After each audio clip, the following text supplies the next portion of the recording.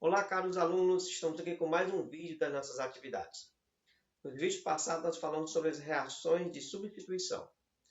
Hoje, abriremos uma nova sequência de vídeos, agora falando sobre as reações de adição. Então, acompanhe comigo aqui no quadro. O que são as reações de adição?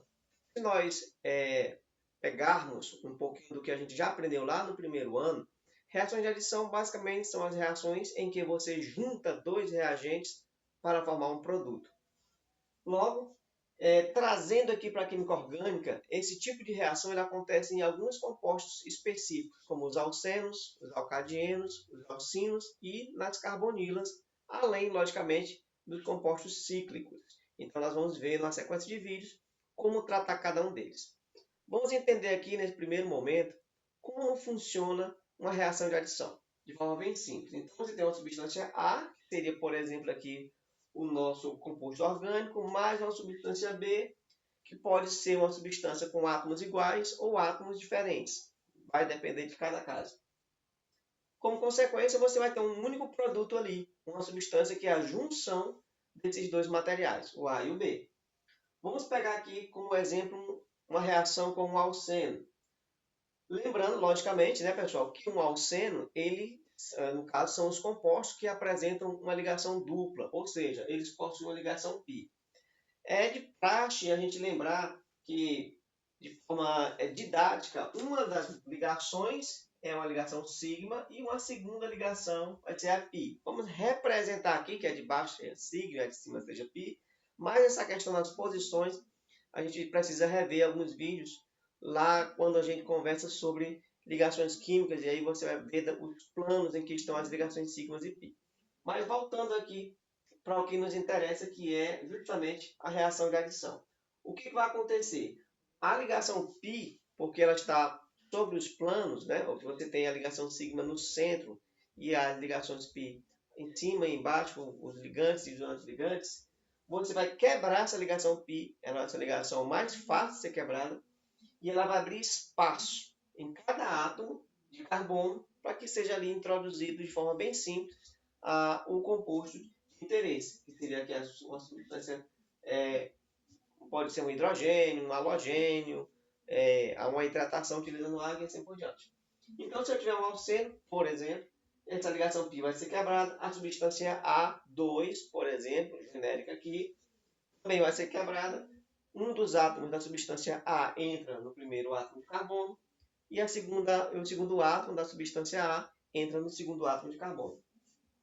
Colocando isso numa situação mais real, vamos representar aqui o eteno e vamos fazer aqui uma hidrogenação. Ou seja, vamos adicionar hidrogênio nesta molécula. O que vai acontecer? Exatamente a mesma coisa que nós ilustramos há pouco. Nós vamos quebrar a ligação química e em cada um dos átomos de carbono vai entrar um átomo de hidrogênio. Se nós pudéssemos simplificar ou mostrar esse mecanismo de uma forma mais simples possível, seria algo do tipo, você tem aqui os átomos de hidrogênio, ok? Ligação dupla, carbono, hidrogênio. Nós não vamos entrar aqui, logicamente, nos detalhes do mecanismo, tá bom? A ligação π vai ser quebrada, abre espaço para cada átomo. E aqui, vai ser quebrado também. Consequência natural, um dos átomos de hidrogênio vem para um dos carbonos, o outro átomo de hidrogênio vai aqui para o segundo carbono, chegando ali naquele produto final, que é um etano, ok? O etano. Então, quando se fala em reações de adição, basicamente o que você vai precisar entender? Que as ligações que serão quebradas sempre serão as ligações π, e que você pode promover esta reação utilizando alguns compostos que realmente são suscetíveis a esse tipo de reação, que são os alcenos, os alcinos, os alcadienos, os ciclanos, quando tem uma cadeia pequena, vamos ver isso, e também na carbonila. Bom, acompanha comigo aqui mais alguns detalhes interessantes sobre a adição de hidrocarbonetos nos alcenos, só que agora a gente vai pensar o seguinte: se o hidrocarboneto tiver uma cadeia maior, né? Se nele possuir, por exemplo, 2, 3, 4 carbonos, se houver carbonos primários, secundários, terciários, isso vai influenciar de alguma forma na substituição, ou na verdade na adição, é o que nós vamos ver na sequência. Acompanha comigo aqui no quadro. Então veja só, pessoal. A primeira coisa que a gente tem que aprender quando se trabalha com reações de adição é uma regrinha chamada regra de Markov-Nikov, certo? Regrinha de Markov-Nikov. Essa regrinha ela é muito importante para que a gente faça a devida adição, principalmente em moléculas que possuem grupos diferentes, tá? Átomos diferentes. Então acompanhe só comigo. O que diz a regra de Markov-Nikov? O hidrogênio ou o grupo positivo da molécula irá para o carbono mais hidrogenado. Como é que isso funciona? Vamos olhar para cá. Vamos olhar primeiro, logo, para o HCl. O que a gente observa no HCl? Que você tem uma ligação polarizada, o hidrogênio, família 1A, NOx positivo, cloro, família 7A, NOx negativo. Então, você tem aqui, ó, caráter positivo, caráter negativo. Depois, você vai olhar aqui para esse composto. O que você vai pensar aqui? Bom, usando diretamente a regrinha, sem adentrar nos detalhes mais profundos dessa análise. Para isso vai servir a regra de Markov-Nikov. O hidrogênio é o grupo positivo dessa molécula. Então, segundo a regra de Markov-Nikov, esse átomo de hidrogênio deve ir para o carbono mais hidrogenado. Quando eu olho aqui, eu não vou olhar para esse CH3, porque ele não faz parte dos carbonos que compõem a dupla. Então, pode ter muitos outros carbonos com mais hidrogênio, mas tem que tomar cuidado. Eu só vou olhar para os carbonos da dupla. Todo o resto é mera enfeite, digamos assim, né? Não vai contribuir, não vai influenciar diretamente. Então, o que acontece aqui, ó? Nós vimos que a ligação π vai ser quebrada, então eu vou escrever aqui, ó, um CH2, abre o espaço, aqui vai ter um CH, abre um espaço, e o CH3 continua lá intacto. Bom, são desses dois átomos que nós estamos falando na regra de Markov-Nikov. O hidrogênio, segundo a regra de Markov-Nikov, deve ir para o carbono mais hidrogenado. Então, ele vai migrar para este carbono aqui, ó, pessoal. Para este aqui. Porque ele tem dois hidrogênios. Então, aqui vai aparecer o hidrogênio. E o cloro, por consequência, só pode ir para o segundo carbono, que é o menos hidrogenado. Então, você vem para cá, ó. E, por fim, o composto formado é o 2-cloropropano, certo? E não o 1-cloropropano, como se poderia imaginar. Daí, você vai aprender esta regrinha, muito importante, nas reações de adição em alcenos, em alcinos e assim por diante. O hidrogênio ou o grupo positivo sempre irá para o carbono mais hidrogenado. Bom, o que acontece, por exemplo, quando eu tenho uma equivalência de hidrogênios, como esse composto aqui, ó? Professor, e agora? Os carbonos da dupla, certo? Os dois carbonos que compõem a dupla, eles têm a mesma quantidade de hidrogênios. Então, neste caso, você vai agora para a quantidade de carbonos que acompanha cada um deles. Esse daqui é acompanhado de um carbono e esse aqui é acompanhado de dois carbonos. Tá? Então, a regrinha vai funcionar mais ou menos do mesmo jeito. Só que agora vamos falar em quantidade de carbonos. O grupo positivo, vamos dizer que aqui vai ser adicionado HCl, ok?